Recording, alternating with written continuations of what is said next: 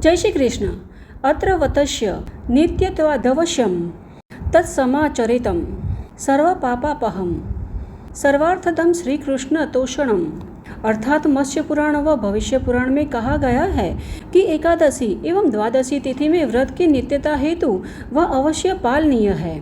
उसका अनुष्ठान करने से सभी पाप ध्वंस, सर्वार्थ प्राप्ति एवं श्री कृष्ण की प्रीति प्राप्त होती है, अर्थात श्री कृष्ण प्रसन्न होते हैं। और ऐसी ही पावन एकादशी जो श्रावण मास के शुक्ल पक्ष की पुत्रदा एकादशी है, जिसे पवित्रोपना या पवित्र एकादशी के नाम से भी जाना जाता है।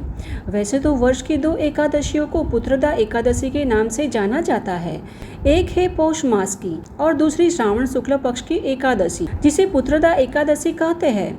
और पुत्रदा एकादशी व्रत का श्रद्धा एवं नियम पूर्वक पालन करने से जो संतान सुख से वंचित है, उसे संतान की प्राप्ति हो सकते हैं। तो चलिए जान लेते हैं कि इस बार श्रावण मास के शुक्ल पक्ष की एकादशी कब आ रही है और इस दिन के शुभ मुहूर्त कौन कौन से हैं तथा पारण कौन से समय किया जाए।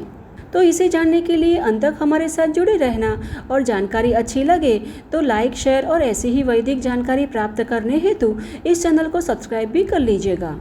अब पंचांग के अनुसार श्रावण शुक्ल पक्ष की एकादशी तिथि प्रारंभ हो रही है 4 अगस्त 2025 सोमवार को सुबह 11:41 पर और तिथि समाप्त होगी 5 अगस्त 2025 मंगलवार को दोपहर 1:12 पर। उसके पश्चात द्वादशी तिथि आरंभ हो जाती है, जो समाप्त होगी पारण तिथि के दिन यानी 6 अगस्त बुधवार को दोपहर 2:08 पर। इसलिए पवित्रोपना एकादशी का व्रत 5 अगस्त मंगलवार को किया जाएगा और एकादशी के दिन ब्रह्म मुहूर्त का समय रहेगा सुबह 4:20 से 5:02 तक का और प्रातःकालीन पूजा के लिए 4:41 से 5:45 तक का शुभ मुहूर्त रहेगा। इस समय पर एकादशी के दिन भगवान श्री कृष्ण की मंगला आरती करनी चाहिए और आरती के पश्चात प्रातःकालीन पूजा कर तुलसी देवी के समक्ष दीप प्रज्वलित करके तुलसी देवी के समक्ष बैठकर भगवान श्री कृष्ण के नामों का जप करना चाहिए, माला करनी चाहिए। और इस दिन सूर्योदय हो रहा है 5:45 पर। इस समय पर सूर्य देवता को जल अर्पित करना चाहिए। इस कलयुग के समय में सूर्य देवता ही प्रत्यक्ष देवता है, अतः उनके उदय होने पर उन्हें जल अभिषेक करना चाहिए, क्योंकि सूर्यदेव के प्रकाश के कारण ही पृथ्वी पर सभी जीवों में चेतना स्थित रहती है। अतः इस दिन तो सूर्योदय होने पर सूर्य देवता की पूजा एवं जल अभिषेक करना ही चाहिए। तथा इस दिन सूर्यास्त का समय है 7:09 का और चंद्रोदय शाम को 4:19 पर हो रहा है।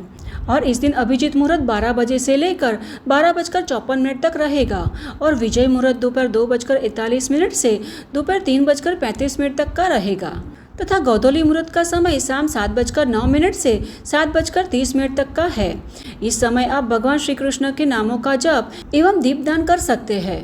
इस समय में अपने घर पर, मंदिर में या पीपल के वृक्ष में दीपदान करना चाहिए, जिससे भगवान श्री कृष्ण अत्यंत प्रसन्न होते हैं। और सायंकाल में पूजा का मुहूर्त शाम 7:09 से 8:13 तक का रहेगा तथा इस दिन रवि योग सुबह 5:45 से 11:23 तक रहेगा।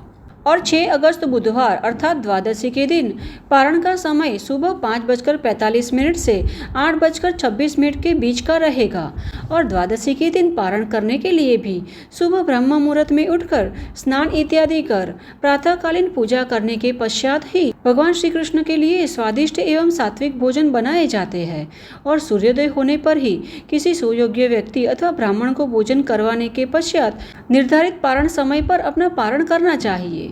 इसलिए द्वादशी के दिन ब्रह्म मुहूर्त का समय है सुबह 4:20 से 5:03 का और प्रातःकालीन पूजा 4:42 से 5:45 के बीच की जाएगी।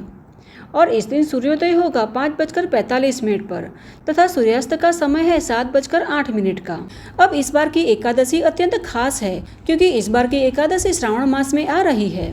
श्रावण मास शिव भक्तों के लिए अत्यंत खास माना जाता है और इसी महीने में आने वाली एकादशी भी इसीलिए अत्यंत खास होती है, क्योंकि शिव जी के महीने में भगवान विष्णु की पूजा अत्यंत दुर्लभ फल देने वाली होती है। तो यह है इस बार आने वाली पुत्रदा एकादशी के विषय में संपूर्ण जानकारी, जिसका पालन श्रद्धा एवं भक्तिपूर्वक किया जाए तो व्यक्ति के समस्त पाप नष्ट हो जाते हैं और इस जन्म में समस्त सुख भोग कर अंततः उसे मोक्ष की प्राप्ति होती है। इसके साथ ही संतान प्राप्ति की इच्छा पूर्ति हेतु भी यह एकादशी अत्यंत लाभदायी होती है। इस व्रत का पालन विधि पूर्वक करने के लिए दसवीं की शाम से ही व्रत के नियम शुरू हो जाते हैं। दसवीं के दिन सूर्यास्त के पश्चात भोजन नहीं करना चाहिए और फिर एकादशी के दिन संपूर्ण उपवास किया जाता है और भगवान श्री हरि विष्णु की पूजा आराधना, भगवान के नामों का जप, सत्संग कीर्तन एवं एकादशी व्रत कथा का श्रवण अथवा पठन करके रात्रि में जागरण कर अगले दिन निर्धारित समय पर पारण करना चाहिए और व्रत के पारण से पहले दान पुण्य अवश्य करे, ब्राह्मणों को भोज कराए और उन्हें अपनी क्षमता अनुसार दान देकर सम्मान पूर्वक विदा करने के पश्चात ही निर्धारित समय पर पारण करना चाहिए। इस दिन मिथ्यावाद विवाद में नहीं पड़ना चाहिए। क्रोध, ईर्ष्या, पर निंदा जैसे विकारों को दूर कर भगवान की सेवा पूजा में ही एकादशी का दिन व्यतीत करना चाहिए, जिससे भगवान श्री कृष्ण अत्यंत प्रसन्न होते हैं। और एकादशी व्रत पालन का यही तो उद्देश्य है कि हम भगवान श्री कृष्ण की प्रीति हेतु उनके नामों का जप, सत्संग कीर्तन करते हुए अपना दिन व्यतीत करें। तो हमें आशा है कि हमारे द्वारा दी गई यह जानकारी आपको उपयुक्त होगी। अगर यह जानकारी आपको थोड़ी सी भी उपयुक्त होती है तो इसे अपने मित्र और परिवार में भी शेयर करना, जिससे कि उन्हें भी पुत्रदा एकादशी के विषय में संपूर्ण जानकारी प्राप्त हो सके। तो चलिए हमारे शास्त्रों में वर्णित ऐसी ही वैदिक और प्रमाणभूत जानकारी तथा कथाओं के साथ फिर से मिलते हैं। तब तक के लिए जय श्री कृष्ण।